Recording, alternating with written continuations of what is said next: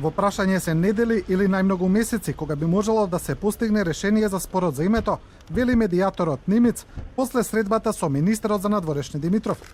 Нимиц, кој во Скопје дојде после разговорите со грчкиот државен врв во Атина, тврди дека ништо што слушнало од грчката страна не покажало дека е загрозен македонскиот идентитет во преговорите.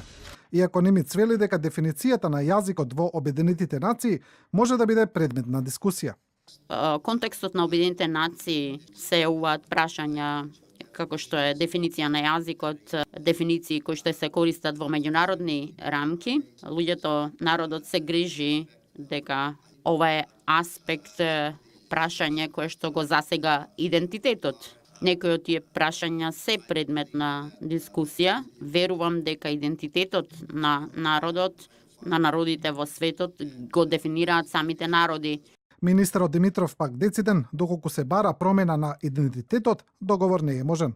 Апсолутно не. Прашањето е не може да биде предмет на преговори, бидејќи не е предмет на одлука, туку е резултат на историски процес. И прашањето е многу поголемо и од мене, и од преговарачи, и воопшто целата генерација на денешните политичари, па веројатно и на идните.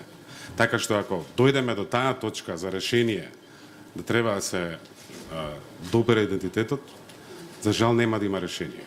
Нимиц не одговори што слушнал од грчката страна во однос на обвинувањата за иредентизам од Македонија, а медијаторот порача дека би било жално ако спорот не се реши сега. There are risks, I believe, in the future. Времето не мирува и днината е несигурна. Ако не направиме прогрес сега за да го затвориме прашањето, кој знае што ќе се случува следните години. Ќе биде трагедија за регионот ако уште 20 години поминат без решение на спорот.